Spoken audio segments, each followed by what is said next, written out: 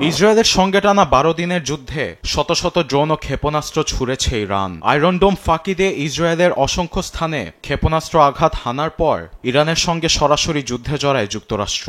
তেল আবিবের পরামর্শে ইরানের ৩টি মূল পারমাণবিক স্থাপনায় বিধ্বংসী বাংকার বাস্টার ক্ষেপণাস্ত্র হামলা চালায় ওয়াশিংটন।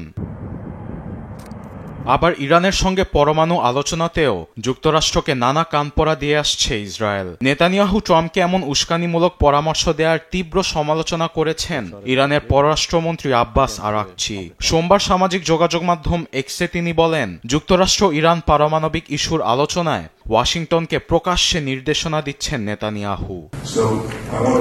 ইরান ৪৮০ কিলোমিটার রেঞ্জের বেশি দূরপাল্লার ক্ষেপণাস্ত্র বানাতে পারবে না। নেতানিয়াহুর এমন হুঁশিয়ারির পর সামাজিক যোগাযোগ মাধ্যমে ইসরায়েলের তীব্র সমালোচনা করেন আব্বাস আরাকচি। তিনি আরও জানান, যুদ্ধাপরাধীর কাছ থেকে ইরান কখনোই পরামর্শ গ্রহণ করবে না।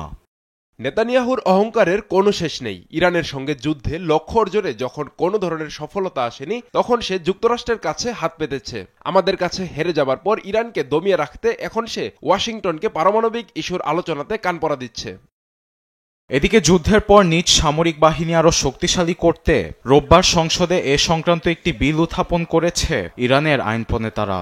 জাতীয় নিরাপত্তা ও বৈদেশিক নীতি সংক্রান্ত সংসদীয় কমিটি আইনটির সাধারণ রূপরেখার অনুমোদন দিয়েছে।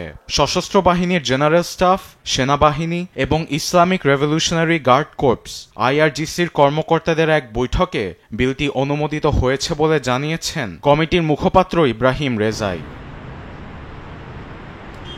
এতে ইরানের নানা ক্ষেপণাস্ত্রের ভাণ্ডার সমৃদ্ধ হবার পাশাপাশি সামরিক শক্তি আরও বৃদ্ধি পাবে বলে জানান ইরানের উচ্চপদস্থ সামরিক কর্মকর্তারা। আরবেদ আফসার, নিউজ ডেস্ক, দেশ টিভি।